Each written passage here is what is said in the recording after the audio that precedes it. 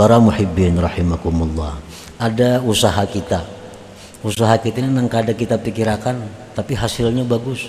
Padahal kita kada suah memikirkan usaha itu, hari-hari berjalan normal, duit masuk, barang jalan, pikiran kita kada mengarah ke sana. Nah, ini usaha yang diberkati Allah. Ada usaha yang kada diberkati Allah, pikiran tak arah ke sana, jadi duit maka kada. Berapa bulan udah mikirkan usaha nih, sembahyang di bawah sembahyang, baca Quran, sampai setahun dah belum ada keuntungannya lagi. Nah, ini usaha yang mesti ditinggalkan, yang mesti dibuang. Kada kawa diingun usaha itu. Ini yang maulah kita lingah lalai daripada Allah Subhanahu wa taala. Zuhud bukan melarang kita berusaha. Zuhud bukan melarang orang jadi kaya. Tetapi zuhud ini intinya adalah mengeluarkan dari hati setiap yang membuat kita lupa kepada Allah Subhanahu wa taala. Nah, itu yang kita keluarkan.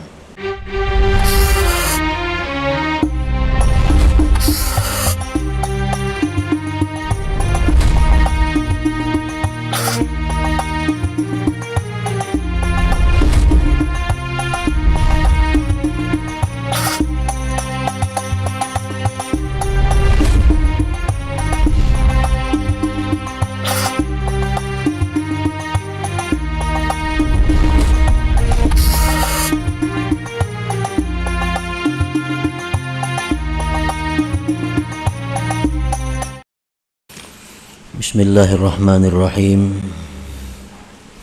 Alhamdulillahilladzi nawwara qulubaz zahidin binuril ma'rifati wal yaqin fatakhsha'a qulubuhum li rabbil alamin. Asyhadu an la ilaha illallah wahdahu la syarika lahu rabbul khalqi ajma'in wa asyhadu anna sayyidana Muhammadan abduhu wa rasuluhul amin. Allahumma salli wa sallim ala sayyidil awwalin wal akhirin imamiz zahidin al arifin sayyidina maulana Muhammadin sayyidil anbiya wal mursalin wa ala alihi wa sahbihi wa dzurriyyatihi wa atba'ihi ila yaumiddin, amma ba'du. Yang kita hormati dan kita cintai para habaib dan para alim ulama, para muhibbin, hadirin hadirat rahimakumullah. Alhamdulillah, kita panjatkan syukur kehadiran Allah Subhanahu wa taala yang mana pada malam hari ini di tempat yang penuh berkah dan rahmat ini kita dikumpulkan bersama-sama. Salawat dan salam keharibaan junjungan kita Nabi besar Muhammad sallallahu alaihi wasallam dan kepada seluruh keluarga, para sahabat, zuriat dan pengikut beliau sampai hari akhir. Para muhibbin rahimakumullah, al-hikmatul khamisatu wal arba'un minal hikamil ataiyah. Qala al-imam Ahmad ibnu Athaillah Sakandari rahimahullah wa nafa'ana bi'ulumih. Hikmah yang ke-45 dari kitab Al-Hikamil Ataiyah, berkata Imam Ahmad bin Athaillah As-Sakandari rahimahullah, ma qalla amalun baraza min qalbin zahid wala kathura amalun baraza min qalbin ragib. Artinya, tidaklah sedikit amal ibadah yang terbit daripada hati orang yang zuhud, dan tidaklah banyak amal ibadah yang terbit daripada hati orang yang gemar kepada duniawi. Itulah terjemahnya hikmah yang ke-45 ini. Ibadatul zahid wa in qalla bil hissi katsirun bil ma'na was thawab wa ibadatur ragib wa in katsura bil hissi qalilun bil ma'na was thawab. Artinya, ibadah dari orang yang zuhud. Ibadat dari orang yang zuhud sekalipun sedikit kelihatannya,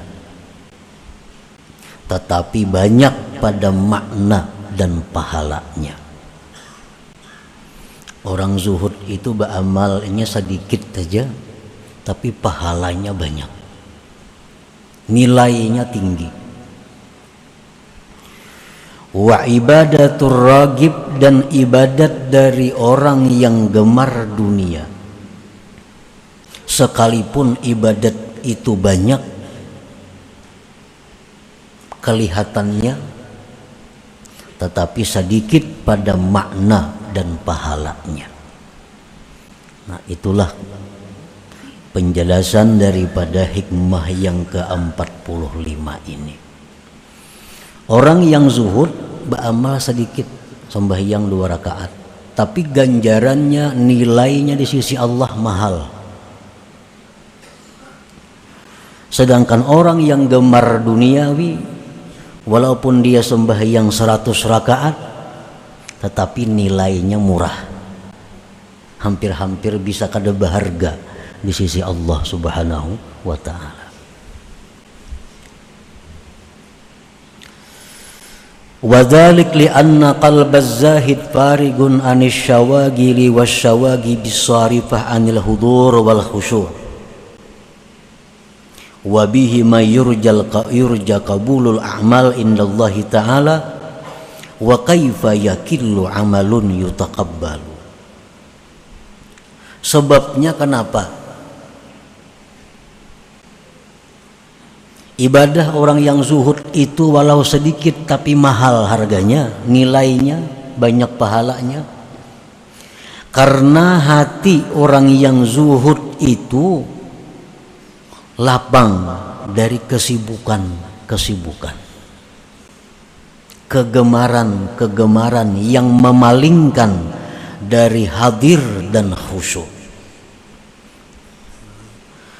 Dengan hadir dan khusyuk itu diharapkan amalnya diterima Allah. Dan bagaimana dikatakan sedikit kalau amal itu diterima di sisinya. Nah, itu sebabnya kenapa ibadah orang zuhud itu larang, Tuhan menghargai. Karena hati mereka itu sewaktu beribadah kepada Allah, hati mereka hadir dan khusyuk. Hati mereka kosong dari pikiran-pikiran duniawi yang memalingkan daripada kekhusyuan itu. Wa qalbur ragib mashhunun bisyawagil wasyawagib wal khawatir as-sarifati anil hudur wal khusyu' wa bi'adamihi makaifa yurjal qabul. Sedangkan hati orang yang gemar dunia itu dipenuhi dengan kesibukan, kegemaran, geritik-geritik yang memalingkan dari hadir hati dan khusyuk. Jadi orang yang gemar dunia itu, mereka beribadah itu hanya jasmani, tetapi hati mereka tidak ikut beribadah. Kadang-kadang mereka i'tikaf di masjid, tetapi hanya tubuh yang i'tikaf, sedangkan hatinya melayang kemana. Hanya ibadah jasmani, dan jasmani ini murah karena akan hancur. Mereka membaca Al-Quran, tetapi hanya zahirnya mereka baca Al-Quran. Sedangkan hati, tempat yang mana Allah menilai itu, hatinya terbang, tidak di hadapan Al-Quran. Nah, itulah yang menyebabkan ibadah mereka itu murah harganya, bahkan bisa tidak berharga. Wa bi'adamihima, dengan tiada hudur, tiada khusyuk, kaifa yurjal qabul, bagaimana diharapkan diterima Allah Subhanahu wa ta'ala. Nah, para muhibbin rahimakumullah, Allah Subhanahu wa taala tidak memandang kepada tubuh kita, tidak memandang kepada kuatnya kita, tidak memandang kepada bungasnya kita, tidak memandang kepada pakaian kita, tetapi yang Allah pandang adalah hati mereka. Nah, hati dahulu dipandang Tuhan. Inilah yang mahal harganya. Ini yang larang nilainya.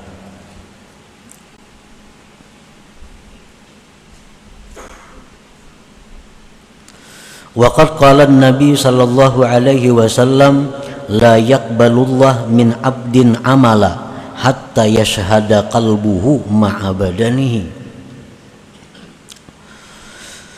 Tidak menerima Allah dari seorang hamba amalan ibadah sehingga menyaksikan hatinya beserta badannya.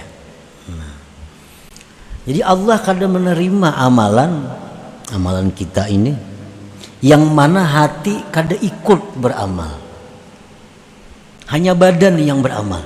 Allah kada menerima itu.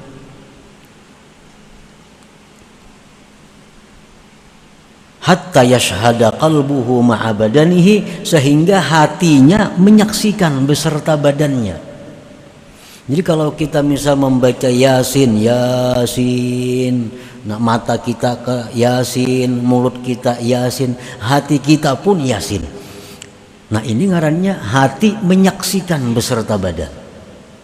Nah itu yang bisa diterima oleh Allah Subhanahu wa ta'ala. Qala Nabi sallallahu alaihi wasallam kam min qa'imin hazzuhu min salatihi ta'abu wan nasab arada bihil ghafil. Berapa banyak orang yang berdiri sembahyang, tetapi ujar Nabi bagiannya dari sembahyang itu cuma lapah dan susah payah. Berdiri semalaman sembahyang, tapi kada dapat apa-apa, hanya dapat lapah uyuh. Nah, Nabi menghendaki dengan ini adalah orang yang ghafil, orang yang lalai, orang yang lupa.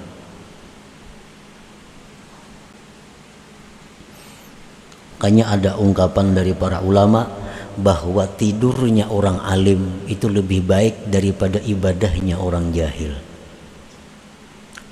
Tidurnya orang alim itu lebih baik daripada beribadahnya orang jahil.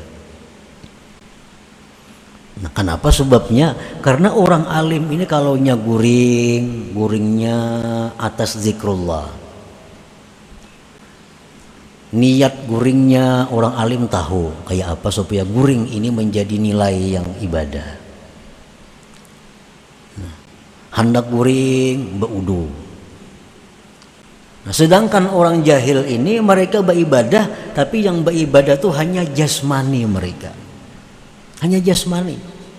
Hati mereka kada ikut berjamaah, kada ikut beribadah. Nah, para muhibbin rahimakumullah. Qala an-nabi sallallahu alaihi wasallam laisa lil 'abdi min salatihi illa ma aqala minha.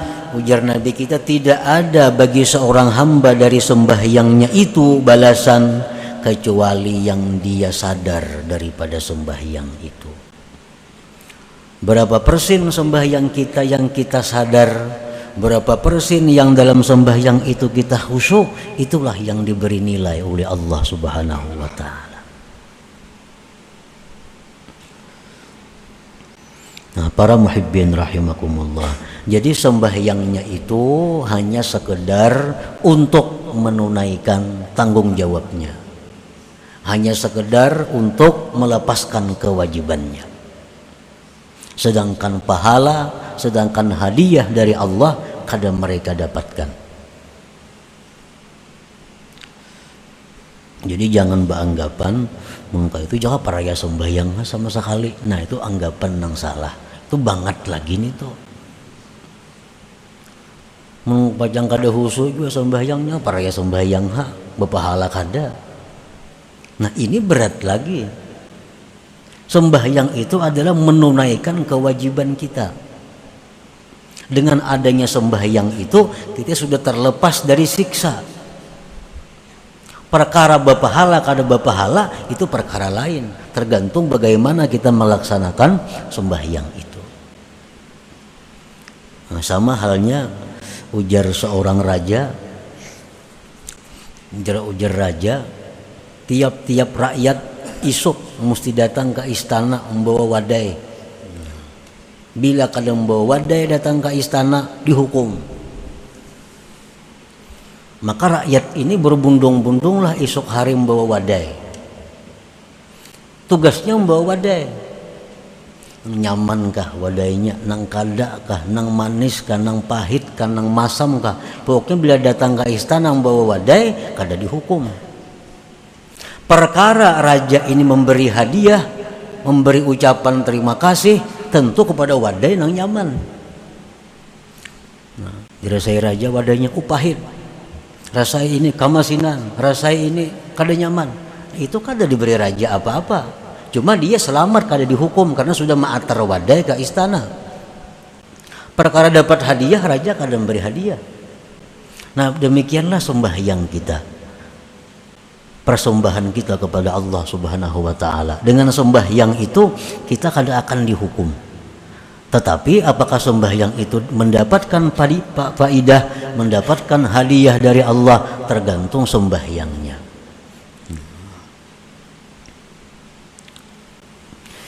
Para muhibbin rahimakumullah, wa bihi ma tasirul a'mal mudha'afatal ajri zakimatin aliyah indallah ta'ala.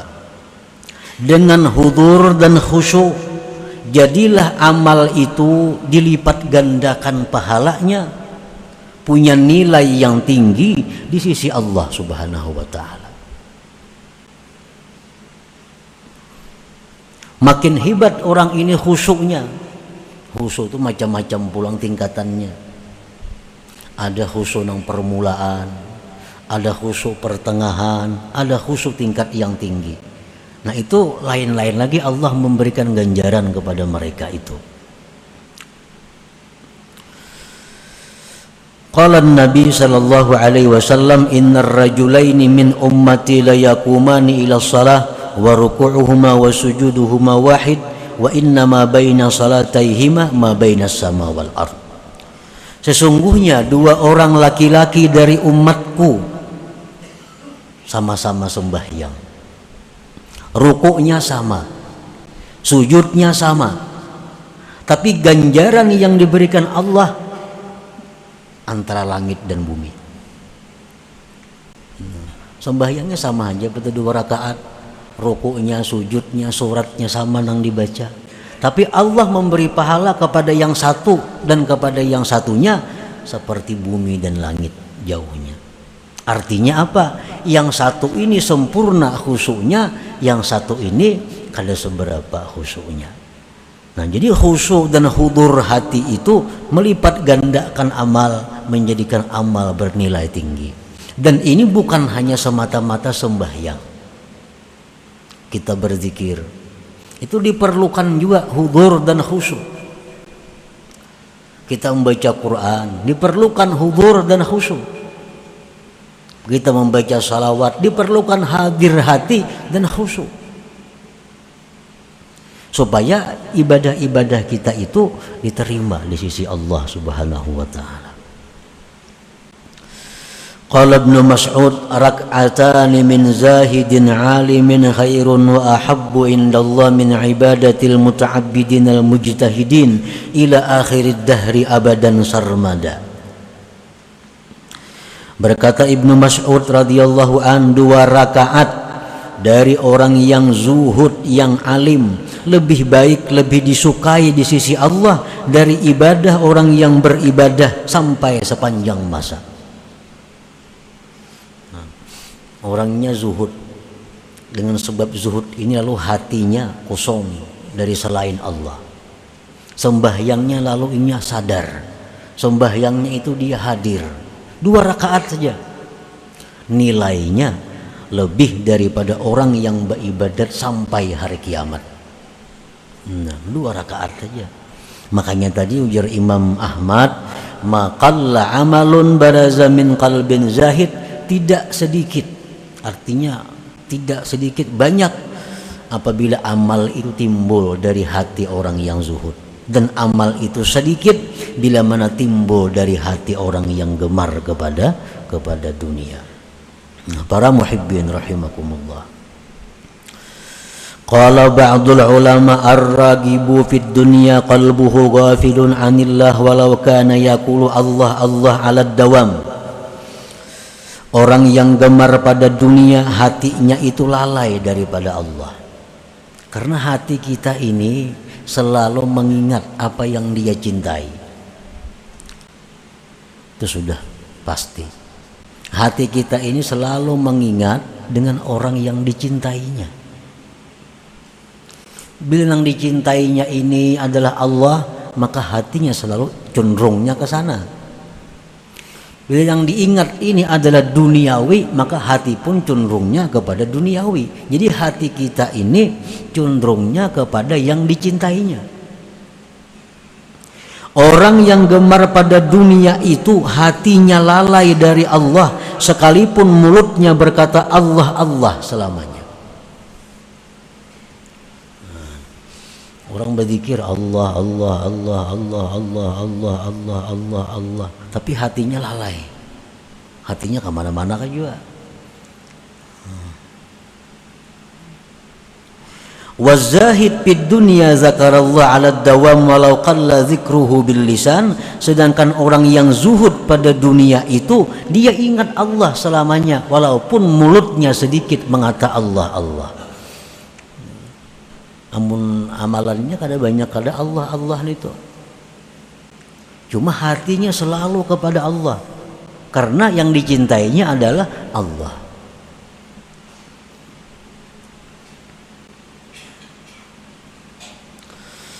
Wa ma masalu ibadati zahid ma'a qillatiha bil hissi wa kathratiha bil ma'na wa ibadati ragib ma'a kathratiha bil hissi wa qillatiha bil ma'na illa karajulaini ahdaya lil malik ahaduhuma ahdaya qutatan sabiyatan saghiratan wal akhar ahda sakhratan kabiratan katsirah fala syakka annal malik yaqbalu yaqutatan wa yukrimu muhdiyaha wa yaruddu sakhratan kabiratan katsirah wa yuhinu muhdiyaha.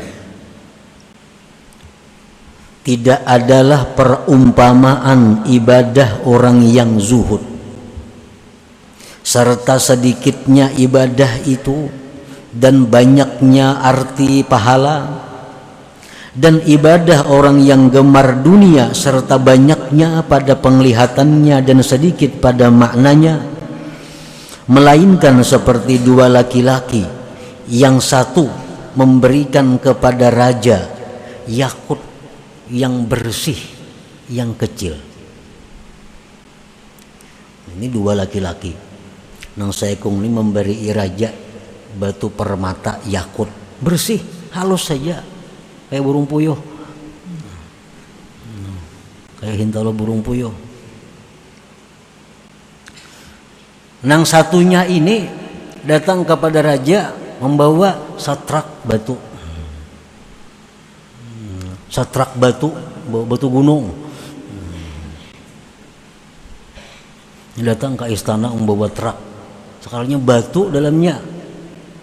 Ada nang saekung datang belimbay aja dalam kantong aja kayak kalau burung puyuh tapi yakut. Nah, maka tidaklah ragu-ragu bahwa raja itu pasti menerima yakut dan memuliakan orang yang memberi hadiah itu. Dan raja menolak batu dibawa ke istana, batu gunung bapak dibawa ke istana. Raja menolak itu dan menghinakan orang yang membawa hadiah itu. Nah, inilah perumpamaan ibadah orang yang zuhud itu 2 rakaat, inting aja, sedikit aja, tapi laksana yakut. Nah, ibadah orang yang cinta kepada dunia kayak batu gunung setrak 2 trak itu berapa ada harganya?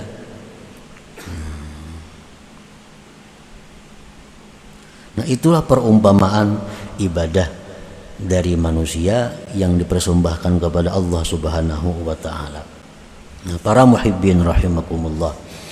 Nah, jadi di dalam hikmah yang ke-45 ini pengarang hikam ini menekankan kepada kita untuk bersifat zuhud itu, supaya ibadah kita ini bernilai.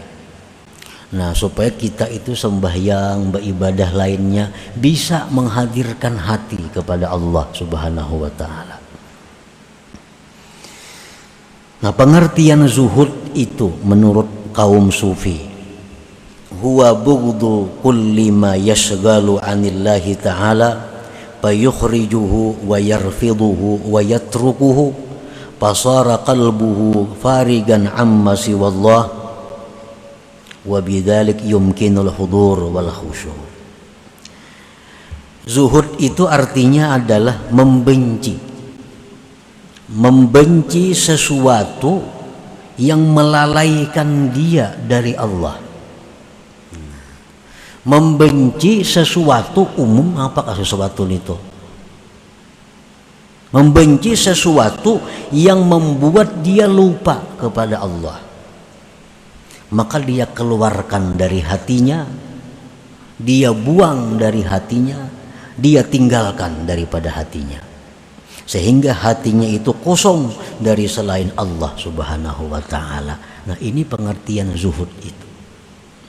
Bukan artinya zuhud itu miskin, kada tentu. Bukan zuhud ini harus fakir, kada. Orang kaya bisa zuhud. Karena zuhud ini perkara hati. Hatinya itu membuang hal-hal yang bisa melingahkan, melalaikan dia daripada mengingat Allah. Nah, itu dibuang.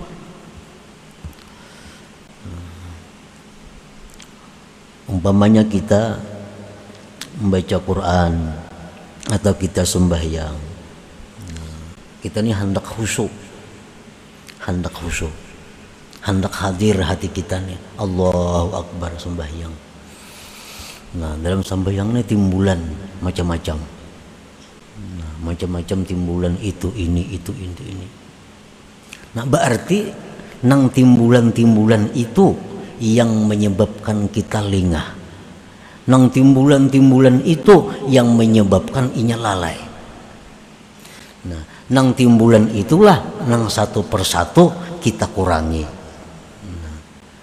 Itu yang kita buang dari hati kita sedikit demi sedikit. Nah, itu pengertiannya zuhud. Seperti salah seorang sahabat Nabi, dia sembahyang di sebuah kebun. Sembahyang di kebun. Di waktu sembahyang, nah dia melihat kebun begitu indah, mulai berbuah. Akhirnya sembahyang kada ingat lagi 2 rakaat kah 3 rakaat kah. Nah, selesai sembahyang, laki-laki sahabat Nabi ini datang kepada Rasulullah SAW dan beliau menyatakan bahwa kebun itu, wahai Rasul, ulun wakafkan karena Allah Subhanahu wa ta'ala. Nah, ini artinya membuang sesuatu yang membuat kita lengah, yang membuat kita lalai. Nah, jadi apa-apa yang biasa muncul di hati kita, pikiran duniawi, nah itu jangan dihiraukan lagi. Karena itu yang membuat kita lengah. Nah, para muhibbin rahimakumullah. Jadi bukan berarti zuhud itu kita harus membuang harta seluruhnya, bukan. Yang penting kita mengusahakan, melatih diri supaya dalam sembahyang, dalam ibadah, bahwa hati kita itu kadang mengingat kepada itu. Jakanya kalau kita diatur nih, nah, kita sembahyang ini di masjid. Nah, di masjid semuaan, awak di masjid, hati di masjid, mata di masjid, telinga di masjid. Nah, kalau kita rahatan membaca Quran, semuaan kita membaca Quran.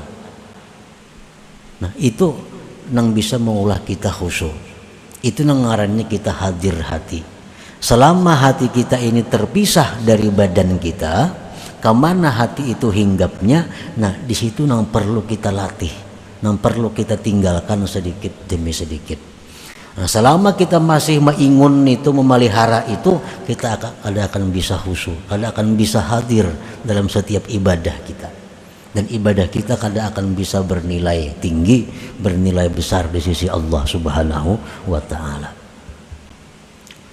Nah, para muhibbin rahimakumullah, ada usaha kita. Usaha kita ini nang kada kita pikirkan, tapi hasilnya bagus. Padahal kita kada suah memikirkan usaha itu, hari-hari berjalan normal, duit masuk, barang jalan, pikiran kita kada mengarah ke sana.